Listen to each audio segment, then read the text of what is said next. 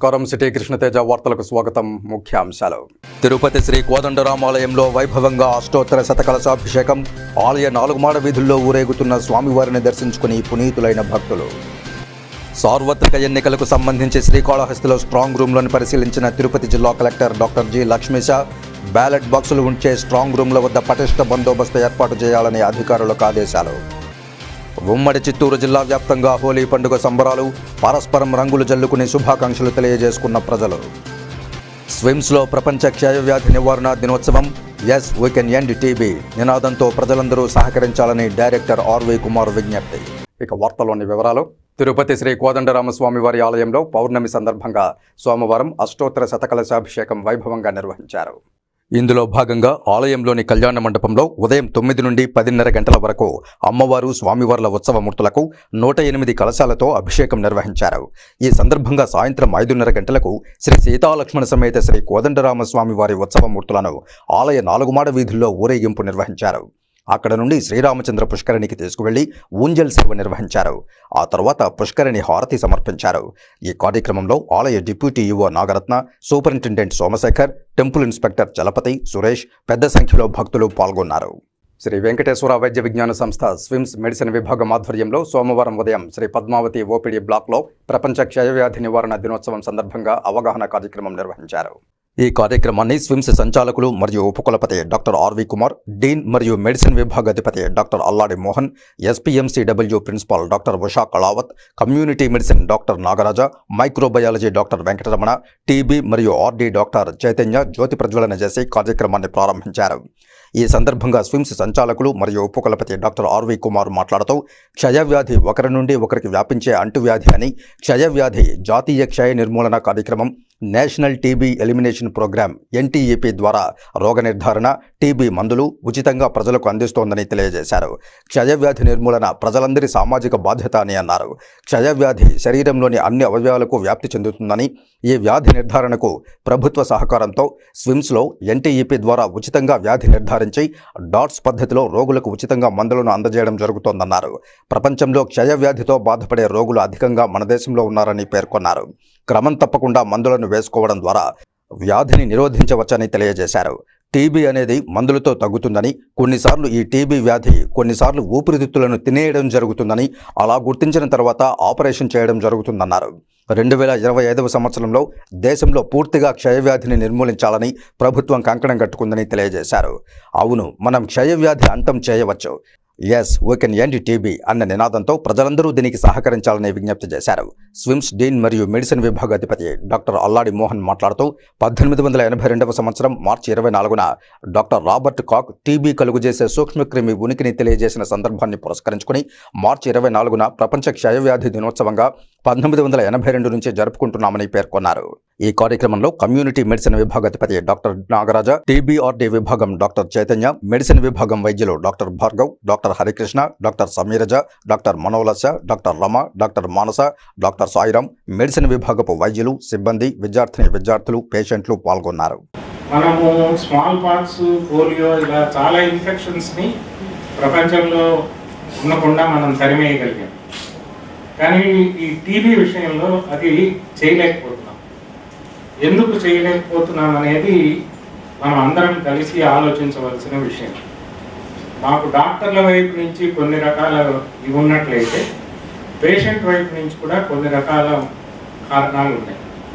అందులో ముఖ్యంగా ఏంటంటే త్వరగా, అంటే వ్యాధి మొదటి దశలో ఉన్నప్పుడే చూపిస్తే ఈ కార్యక్రమం నిరంతరంగా విశ్వవ్యాప్తంగా నిర్వహించబడుతుంది.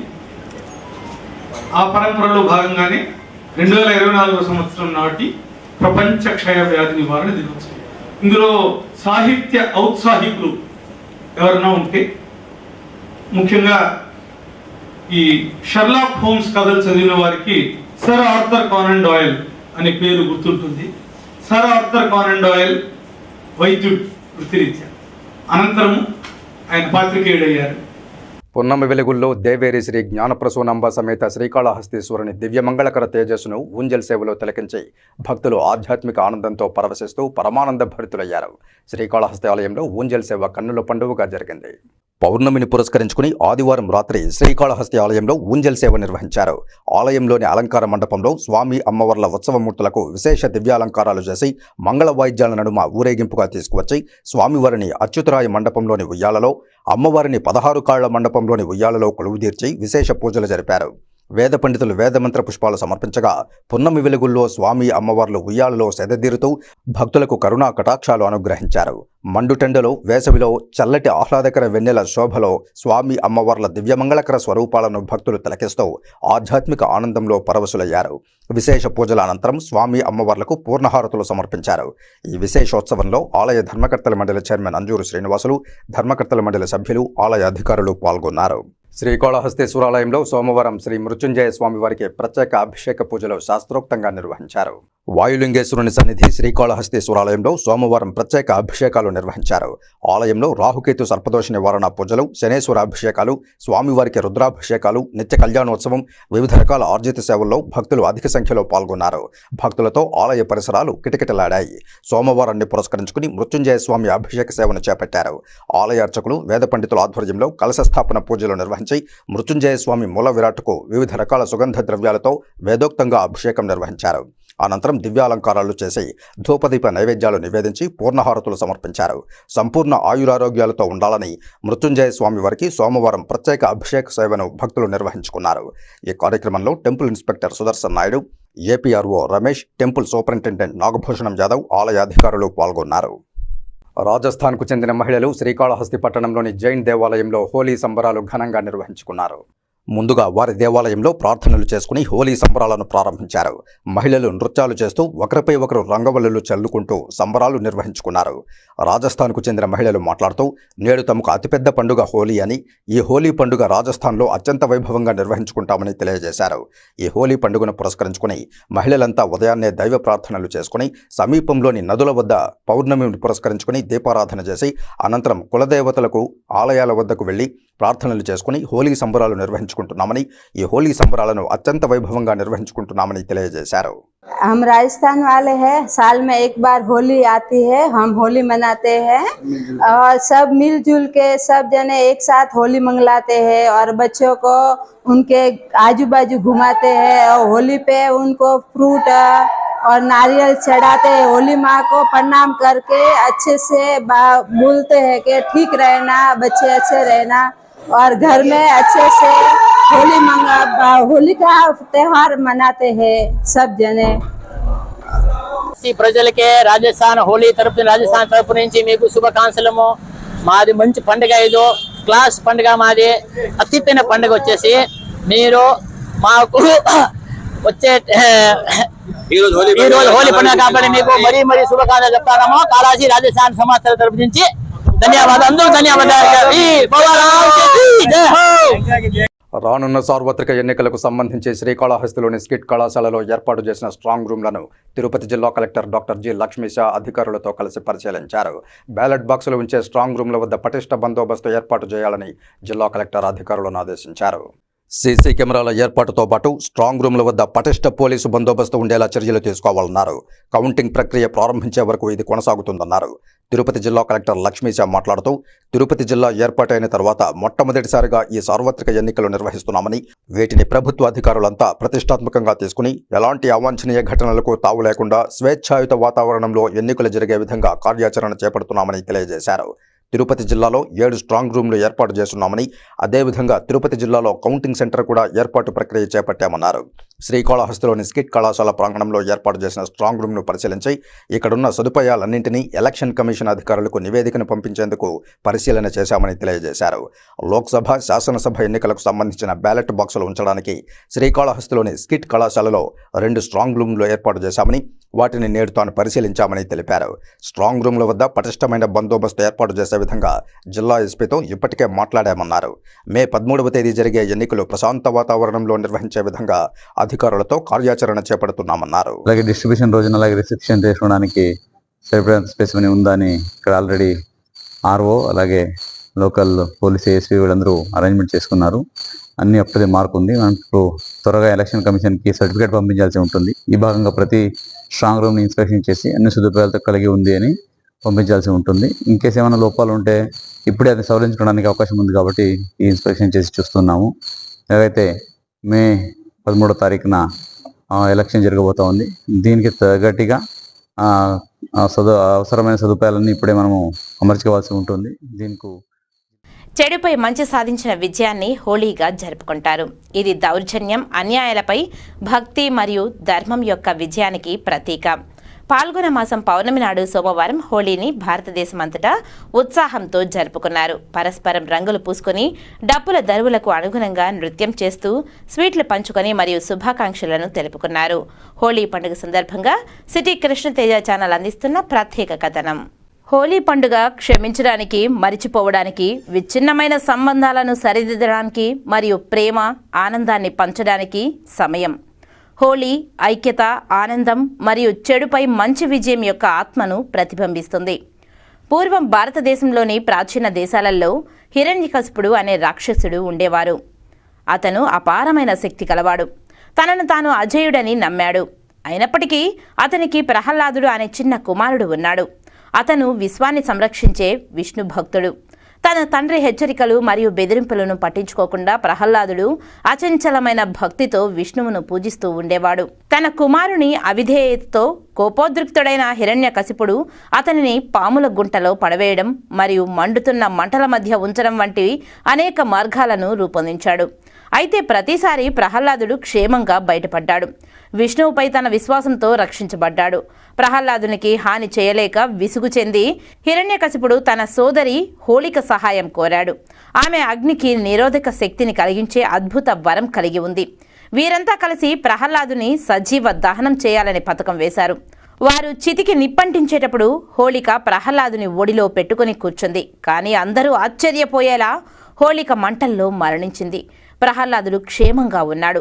విష్ణువు యొక్క దైవిక దయతో రక్షించబడ్డాడు. కాగా ప్రజలందరి జీవితాలలో హోళీ పండుగ అందమైన రంగులను తీసుకురావాలని రాయలసీమ రంగస్థలి చైర్మన్ గుంటాల గోపీనాథ్ రెడ్డి ఆకాంక్షించారు. హోళీ పండుగను పురస్కరించుకుని స్థానిక ప్రజలతో కలిసి రాయలసీమ రంగస్థలి కళాకారులు తిరుపతి తీర్థకట్ట వీధిలో రంగులు చల్లుకుని సంబరాలు జరుపుకున్నారు. ఒకరికొకరు శుభాకాంక్షలు తెలియజేసుకున్నారు. ఈ సందర్భంగా రాయలసీమ రంగస్థలి చైర్మన్ గుంటాల గోపీనాథ్ రెడ్డి మాట్లాడుతూ హోళీ పండుగ రోజు ఒకరిపై ఒకరు రంగులు చల్లుకునేటివి రంగులు మాత్రమే కాదని ఆప్యాయత, అనురాగాలు అని పేర్కొన్నారు. పూర్వం హోళిక అనే రాక్షసికి ప్రజలను ఇబ్బందులకు గురిచేసిందని, ప్రజలు ప్రార్థనతో దేవదేవుడు ఆ హోళిక రాక్షసిని సంహరించాడని, అందుకు గుర్తుగా పాల్గొన మాసం పౌర్ణమి రోజు హోళీ పండుగ జరుపుకోవడం ఆనవాయితీగా వస్తుందని పేర్కొన్నారు. ఈ హోళీ పండుగ అందరి జీవితాలలో అందమైన రంగులు నింపాలని ఆకాంక్షించారు. ఈ కార్యక్రమంలో రాయలసీమ రంగస్థలి చైర్మన్ గుండాల గోపీనాథ్, పురోహితుడు సురేష్ స్వామి, ప్రముఖ గాయకులు ఆదిగురు స్వామి, స్థానికులు వెంకటేష్, రఫీ, రమణ, గిరి, సుబ్రహ్మణ్యం, కొండా నాయక్, తొండమనాటి సుబ్రహ్మణ్యం రెడ్డి, విజయ్ యాదవ్, విద్వాన్, కస్పా పద్మనాభం, నాగరాజు తదితరులు పాల్గొన్నారు. అందరికీ హోలీ శుభాకాంక్షలు తెలియజేసుకుంటున్నాము. హోలీ పండుగ చాలా పవిత్రమైనది. వయసుతో నిమిత్తం లేకుండా కుల మతాలకు అతీతంగా అందరూ జరుపుకునే పండుగ హోలీ పండుగ. ఈ హోలీ పండుగ అందరూ జరుపుకొని అందరూ సుఖశాంతులతో ఉండాలని, మనం అందరూ ఐకమత్యంగా ఈ పండుగను ఎలాగా చేసుకుంటామో మన దేశ అభివృద్ధికి కూడా మనం అందరూ పాటుపడాలని ఈ సందర్భంగా తెలియజేసుకుంటూ ప్రతి ఒక్కరికి హోలీ శుభాకాంక్షలు తెలియజేసుకుంటాం. ప్రతి పౌర్ణమి నాడు రమా సహిత సత్యనారాయణ స్వామి వారిని పూజించడం వల్ల ఆరోగ్యం, సుఖశాంతులు లభించడంతో పాటు అకాల మరణం నుంచి తప్పించుకోగలమని చిగోర ఆధ్యాత్మిక కేంద్ర వ్యవస్థాపకులు చిత్రపు హనుమంతరావు అన్నారు. మాస పౌర్ణమి సందర్భంగా ఆదివారం సాయంత్రం తిరుపతి రాములవారి దక్షిణమాడ వీధిలోని చిగోర ఆధ్యాత్మిక కేంద్రంలో సామూహిక సత్యనారాయణ స్వామి వ్రతాన్ని శాస్త్రోక్తంగా నిర్వహించారు. మాస పౌర్ణమి సందర్భంగా ఆదివారం సాయంత్రం తిరుపతి రాములవారి దక్షిణమాడ వీధిలోని చిగోర ఆధ్యాత్మిక కేంద్రంలో సామూహిక సత్యనారాయణ స్వామి వ్రతాన్ని శాస్త్రోక్తంగా నిర్వహించారు. పురోహితులు కానాల సత్యనారాయణ శర్మ వ్రత మహిమను, కథలను తెలపడంతో పాటు కుచేలిని ఇతివృత్తాన్ని కళ్లకు కట్టినట్లు వివరించిన విధానం భక్తుల్లో ఆధ్యాత్మిక చింతనను మరింత ఇనుమడింపజేసింది. నగరంలోని పలువురు భక్తులు భక్తి ప్రపత్తులతో వ్రతంలో పాల్గొన్నారు. ఈ సందర్భంగా చిగోర ఆధ్యాత్మిక కేంద్రం వ్యవస్థాపకులు చిత్రపు హనుమంతరావు మాట్లాడుతూ ప్రతి నెల పౌర్ణమి నాడు సామూహిక రమా సహిత సత్యనారాయణ స్వామి వ్రతం నిర్వహిస్తున్నామని, ఔత్సాహికులైన భక్తులు ఈ వ్రతంలో పాల్గొనవచ్చునని విజ్ఞప్తి చేశారు. వ్రతానికి హాజరైన భక్తులకు సత్యనారాయణ స్వామి వారి ప్రసాదంతో పాటు అన్న ప్రసాద వితరణ చేశారు. సాయంకాలం 6:30 గంటల నుంచి 9 గంటల వరకు రమా సహిత సత్యనారాయణ వ్రతం సామూహికంగా నిర్వహించడం జరుగుతోంది. దీంట్లో సుమారుగా 50 మంది భక్తులు పాల్గొంటూ ఉంటారు. వీరందరికీ కూడా సశాస్త్రీయంగా సంకల్పపూర్వకంగా యాజ్ఞికం ఇస్తున్నటువంటి కానాల సత్యనారాయణ శర్మ గారి నేతృత్వంలో సత్యనారాయణ వ్రతం నిర్వహించడం జరుగుతుంది. పాల్గొన్న భక్తులందరికీ కూడా తీర్థప్రసాద వితరణ చేసి వీళ్ళందరికీ కూడా ప్రతి నెల ఈ కార్యక్రమం నిర్వహించడం జరుగుతుంది. దీనికోసం చిగోర ఆధ్యాత్మిక సేవా కేంద్రం అనేది ఒక తిరుమల శ్రీవారిని సినీ నటుడు వెంకటేష్ కుమార్తె హాయవాహిని దర్శించుకున్నారు. ఇవాళ ఉదయం వీఐపీ విరామ సమయంలో నూతన దంపతులు స్వామివారి సేవలో పాల్గొని మొక్కులు చెల్లించుకున్నారు. దర్శనానంతరం ఆలయ రంగనాయకుల మండపంలో వేద పండితులు వేద ఆశీర్వచనం అందించగా ఆలయ అధికారులు స్వామివారి పట్టు వస్త్రంతో సత్కరించి స్వామివారి తీర్థ ప్రసాదాలను అందజేశారు. వార్తలు ఇప్పుడు కాసేపు విరామం. చెదలవాడ కృష్ణతేజ దంత వైద్య కళాశాల మరియు సూపర్ స్పెషాలిటీ ఆసుపత్రుల్లో అత్యాధునిక దంత వైద్య సేవలు అందుబాటులోకి తెచ్చారు. అన్ని దంత సమస్యలకు ఒకే చోట పరిష్కారం. అన్ని రకాల వైద్య సేవలు అందుబాటులో ఉన్న ప్రాంగణం చెదలవాడ దంత వైద్యశాల. అనుభవజ్ఞులైన వైద్యులచే అందమైన చిరునవ్వు కోసం ఆధునిక దంత వైద్యం, పిప్పి పళ్లకు రూట్ కెనాల్ చికిత్స, చిగురు వాపు వ్యాధులకు అత్యాధునిక చికిత్స, ఎత్తుపళ్ళు, వంకర పళ్ళు, రంగు మారిన పళ్లకు ప్రత్యేకమైన వైద్య బృందంచే చికిత్స. సంప్రదించండి చెదలవాడ కృష్ణతేజ దంత వైద్య కళాశాల, రేణిగుంట రోడ్, తిరుపతి. తిరిగి వార్తల్లోనికి స్వాగతం. 2024 ఎన్నికల్లో వైసీపీలో సీఎం అభ్యర్థి ఎవరన్నది ఆ పార్టీ నేతల్లోనే చర్చ జరుగుతుందని, రాష్ట్రంలో ఏమి జరిగినా సజ్జల రామకృష్ణారెడ్డి మాట్లాడడం ఏమిటని తెలుగు యువత రాష్ట్ర ప్రధాన కార్యదర్శి రవినాయుడు ప్రశ్నించారు. తిరుపతి ప్రెస్ క్లబ్లో సోమవారం ఉదయం తెలుగు యువత రాష్ట్ర ప్రధాన కార్యదర్శి రవినాయుడు ఆ పార్టీ నాయకులతో కలిసి మాట్లాడుతూ సజ్జల రామకృష్ణారెడ్డి ప్రతిపక్షాలను విమర్శించడం విడ్డూరంగా ఉందని అన్నారు. ఏపీలో డ్రగ్స్ వ్యవహారం పెద్ద దుమారాన్నే రేపిందని విమర్శించారు. డ్రగ్స్ వ్యవహారంపై సీఎం ఇంతవరకు ఎందుకు నోరు మెదపడం లేదని ప్రశ్నించారు. డ్రగ్స్ వ్యవహారంలో టీడీపీ నేతలకు ఎలాంటి సంబంధం లేదని అన్నారు. ఈ సందర్భంగా డ్రగ్స్ వద్దు, యువత భవిష్యత్తు ముద్దు అంటూ తెలుగు యువత నేతలు ప్లకార్డులను ప్రదర్శించారు. ఈ విలేకరుల సమావేశంలో తెలుగు యువత పార్లమెంట్ అధ్యక్షులు కృష్ణా యాదవ్, రాష్ట్ర కార్యదర్శి ఆర్పి శ్రీనివాసులు, రాష్ట్ర అధికార ప్రతినిధి తోటా వాసు, నియోజకవర్గ అధ్యక్షులు కరణం సందీప్, రంజిత్ నాయుడు, శ్రీరామ్, బాబీ, లోకేష్ రాయల్, సంతోష్ రాయల్, శ్రీరామ్, బాబీ, గోపి, వెంకటరెడ్డి తదితరులు పాల్గొన్నారు. ఈ రాష్ట్ర యొక్క ముఖ చిత్రాన్ని, పరిపాలనా విధానాన్ని, ఏం చేస్తామో, ఏం చేయబోతామో, మేనిఫెస్టో కానీ రేపు అధికారంలోకి వస్తే ఏం చేస్తాం, ఇప్పుడు ఏం చేసాం, జగన్మోహన్ రెడ్డి చెప్పుకోవడం ఎక్కడ, సజ్జల రామకృష్ణారెడ్డి గారు చెప్పుకుంటున్నారు మేము భవిష్యత్తులో ఇది చేయబోతామని. నేను ఒక ఛానల్లో కూడా చూసా ఏం చేయబోతాను. ఏంటయ్యా, ఎవరైనా ఒక పార్టీ అధ్యక్షుడు వాళ్ళ పార్టీ విధానాల గురించి చెప్తారు. ఇప్పుడు ముఖ్యమంత్రిగా ఉన్న జగన్మోహన్ రెడ్డి నేను మళ్ళీ ముఖ్యమంత్రి అయితే ఏం చేస్తానని చెప్తారు. మరి ఈ సజ్జల రామకృష్ణారెడ్డి వార్డు మెంబరా? తాను పోలీసునని చెప్పి మెకానిక్లను మోసం చేసిన ఓ ఘరానా మోసగాడి ఉదంతం తిరుపతిలో వెలుగు చూసింది.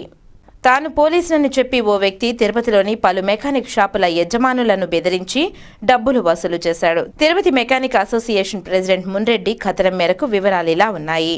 మీ మెకానిక్ షాప్లో ఇంజిన్ ఆయిల్ వేయించుకున్నానని, నాణ్యత సరిగ్గా లేకపోవడంతో ఇంజిన్ దెబ్బతినిందని, నా పేరు రాజ్ కుమార్, తిరుపతి ఈస్ట్ పోలీస్ స్టేషన్లో కానిస్టేబుల్ అని ఓ వ్యక్తి పలు మెకానిక్ షాపుల యజమానులను ఇదే తరహాలో బెదిరించి డబ్బులు దండుకున్నాడు. జరిగిన మోసాన్ని గ్రహించి పలు మెకానిక్ షాపులతో యజమానులు ఈ విషయంపై చర్చించుకుని తిరుపతి ఈస్ట్ పోలీస్ స్టేషన్లో ఫిర్యాదు చేశారు. తాము మోసపోయిన విధానాన్ని వివరించి మరెవరూ మోసపోకుండా ఉండాలని విజ్ఞప్తి చేశారు. ఎస్సీసెల్ చిత్తూరు జిల్లా అధ్యక్షులు పీటర్ తెలుగుదేశం పార్టీపై ధిక్కార స్వరం వినిపించారు. సోమవారం చిత్తూరులో ఏర్పాటు చేసిన మీడియా సమావేశంలో ఆయన మాట్లాడుతూ చిత్తూరు ఎంపీ టికెట్ కేటాయింపులో తనకు ఇవ్వకుండా బాపట్లకు చెందిన వ్యక్తికి ఇవ్వడం ఎంతవరకు సమంజసమని అధిష్టానాన్ని ప్రశ్నించారు. తాను 35 సంవత్సరాలుగా తెలుగుదేశం పార్టీకి కష్టపడి పనిచేశానని, జైలుకు వెళ్లారని, పార్టీనే నమ్ముకుని పనిచేశారని తెలిపారు. కుప్పం నుండి నగిరి వరకు అన్ని కులాలలోనూ 83% తమిళ ద్రవిడులు ఉన్నారని తెలిపారు. తనకు ఎంపీ టికెట్ ఇస్తే 7 నియోజకవర్గాలలో ఎమ్మెల్యేలు అందరూ తప్పనిసరిగా గెలుస్తారని తెలియజేశారు. 600 కిలోమీటర్ల దూరంలో ఉన్న వ్యక్తిని ఎలా ఎంపీ అభ్యర్థిగా ప్రకటిస్తారని ప్రశ్నించారు. కనీసం స్థానికులను కూడా గుర్తించకపోవడం బాధాకరమైన విషయమని అన్నారు.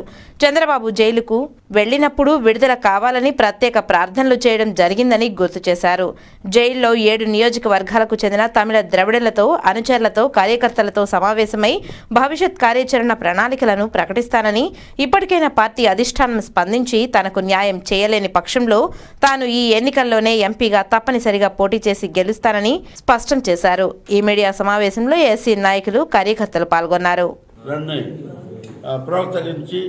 నన్ను ఈ పార్టీకి తీసుకొని వచ్చి ఆ రోజు నేను ఈ తెలుగుదేశం పార్టీకి వచ్చానంటే చిత్తూరు లెజెండ్, చిత్తూరు టైగర్ సీకా బాబు గారు నేను 89లో సర్పంచ్ అయినప్పుడు రఘుపతి నాయుడు గుండా బంధుత్వంతో, ఫ్రెండ్షిప్తో నన్ను అక్కడ పంపించాను. నువ్వు అక్కడికి పోరా, తెలుగుదేశానికి పోని చెప్పి ఆ రోజు సీకా బాబు గారు చెప్పారు. అతను చెప్పిన రోజు నుంచి ఈ రోజు నేను ఈ పార్టీ కొనసాగుతున్నాను. రఘుపతి నాయుడు నన్ను డెవలప్ చేశాడు తెలుగుదేశంలో. రానున్న సార్వత్రిక ఎన్నికలను పురస్కరించుకుని ప్రతి ఒక్కరూ తమ ఓటు హక్కును స్వేచ్ఛాయుత వాతావరణంలో వినియోగించుకోవాలంటూ శ్రీకాళహస్తి డివిజన్ డీఎస్పీ ఉమామహేశ్వరరావు శ్రీకాళహస్తి పట్టణంలో కేంద్ర బలగాలతో కవాతు నిర్వహించారు. ఈ సందర్భంగా డీఎస్పీ ఉమామహేశ్వరరావు మాట్లాడుతూ రానున్న సార్వత్రిక ఎన్నికలు ప్రశాంత వాతావరణంలో ఎటువంటి అవాంఛనీయ సంఘటనలకు తావు లేకుండా సమర్థవంతంగా నిర్వహించడానికి కేంద్ర బలగాలతో ప్రతిచోట గట్టి బందోబస్తు ఏర్పాటు చేస్తున్నామని, ప్రజలు తమ ఓటు హక్కును నిర్భయంగా స్వేచ్ఛగా ఓటు వేసుకోవని ప్రజలకు అవగాహన కల్పిస్తూ ఈ కవాతు నిర్వహించామని తెలియజేశారు. ఎటువంటి అవాంఛనీయ సంఘటనలు జరగకుండా సమర్థంగా నిర్వహించడానికి మనకు CAPF central armed protection force వచ్చింది. దాంతో ప్రజల్లో నిర్భయంగా స్వేచ్ఛగా ఓటు వేసుకునే ధైర్యం కల్పించడానికి మేము ఈ ర్యాలీ నిర్వహించడం జరుగుతూ ఉంది. అలాగే ఫ్లాగ్ మార్చు ఎక్కడైనా సమస్యాత్మక వీధుల్లోనూ గ్రామాల్లోనూ ఈ ర్యాలీ నిర్వహిస్తున్నాం. ఈ ర్యాలీలో మన సిఏపిఎఫ్ కమాండరు ముఖేష్ కుమార్ గారు, మన 2 టౌన్ సిఐ, మన సిబ్బంది అందరూ పాల్గొని సుమారు 100 మంది దాకా ఉన్నారు. తిరుపతి జాతీయ సంస్కృత విశ్వవిద్యాలయంలోని కంప్యూటర్ సైన్స్ విభాగం ఆధ్వర్యంలో trends and technologies related to Sanskrit and computer sciences అనే అంశంపై నేషనల్ కాన్ఫరెన్స్ నిర్వహించారు. సోమవారం తిరుపతి జాతీయ సంస్కృత విశ్వవిద్యాలయంలోని రమారంజన్ ముఖర్జీ ఆడిటోరియంలో నిర్వహించిన ఈ కార్యక్రమానికి ముఖ్య అతిథిగా కర్నూలులోని IIIT DM director professor DVLN Somayajulu విచ్చేసి విశ్వవిద్యాలయం vice chancellor professor JSR Krishnamurthy, registrar professor RJ Ramasri, అలాగే వేదికపైనున్న అతిథులతో కలిసి జ్యోతి ప్రజ్వలన చేసి ఈ సదస్సును ప్రారంభించారు. అనంతరం ముఖ్య అతిథి ప్రొఫెసర్ సోమయాజులు మాట్లాడుతూ ఆధునిక కాలంలో సాంకేతికత చాలా అభివృద్ధి చెందిందని, టెక్నాలజీ ద్వారా ఆధునిక సమాజంలో అనేక మార్పులు, వృద్ధి తీసుకురావచ్చని తెలియజేశారు. ప్రస్తుత కాలంలో భారతీయ జ్ఞాన పరంపర ద్వారా మరియు కంప్యూటర్ సైన్స్కు సంబంధించిన ట్రెండ్స్ అండ్ టెక్నాలజీస్ అనే అంశాన్ని వివరించారు. ఈ సదస్సు యొక్క ప్రధాన లక్ష్యం ప్రాచీన జ్ఞానాన్ని ఆధునిక ఆవిష్కరణలు మరియు అభివృద్ధులతో కలపడం.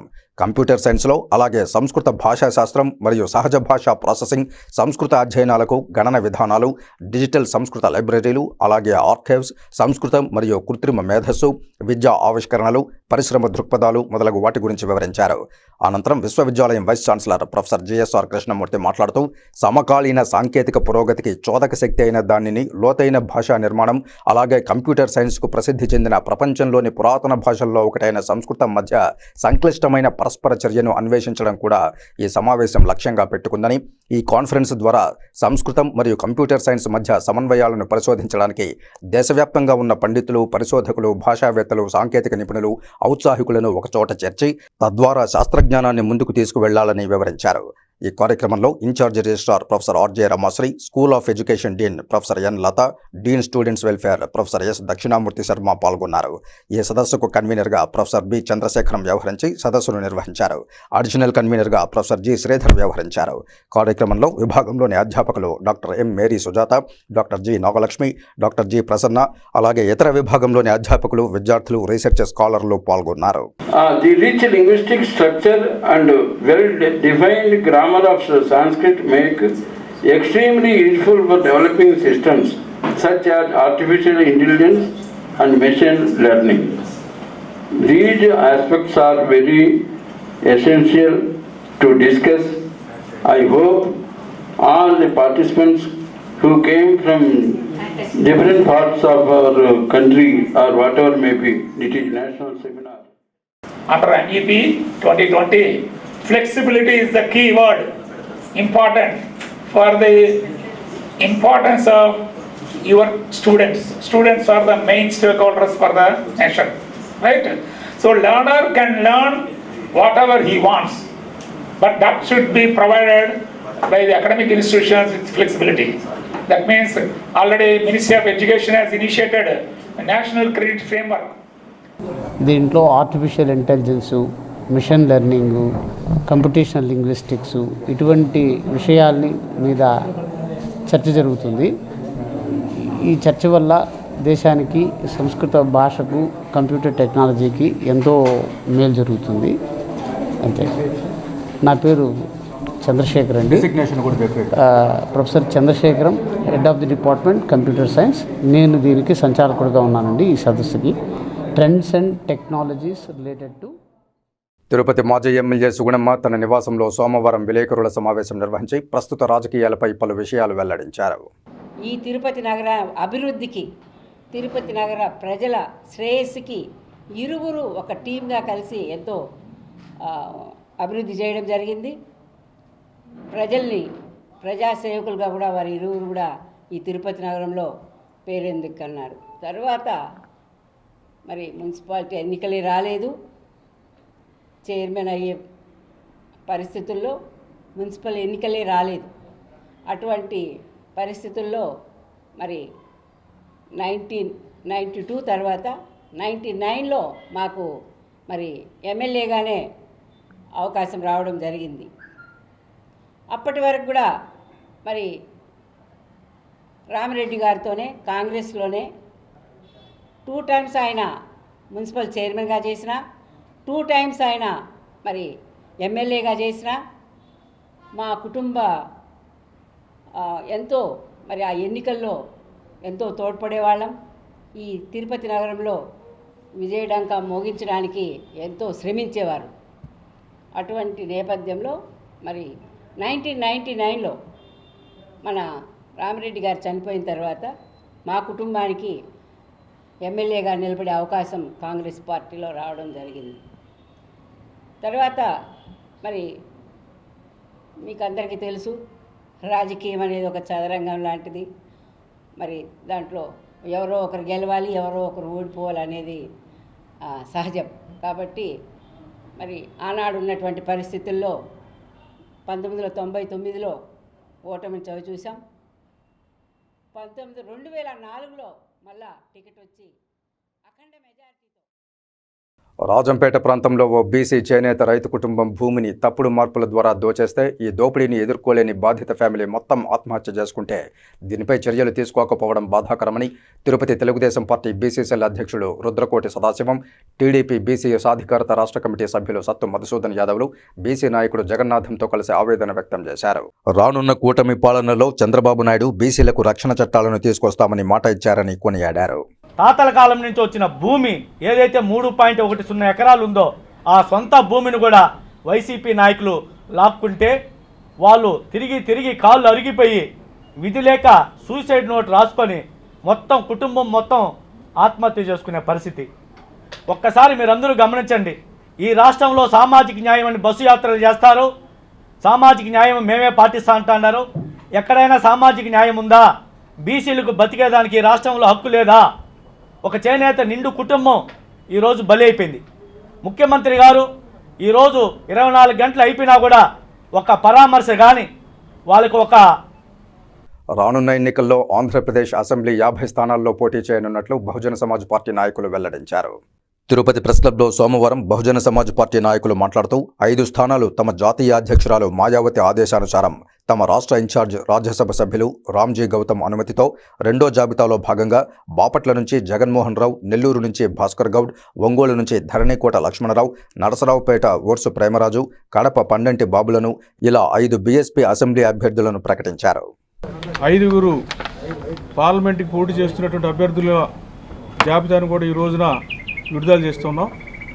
ఈ సందర్భంగా ముఖ్యంగా మీకు తెలియజేసేది ఏంటంటే, మీరు రాబోయేటువంటి ఎన్నికల్లో రాష్ట్రంలో ఉన్నటువంటి 175 అసెంబ్లీ స్థానాలకి, అదేవిధంగా 25 పార్లమెంటు స్థానాలకి బహుజన సమాజ్ పార్టీ పోటీ చేస్తున్నది.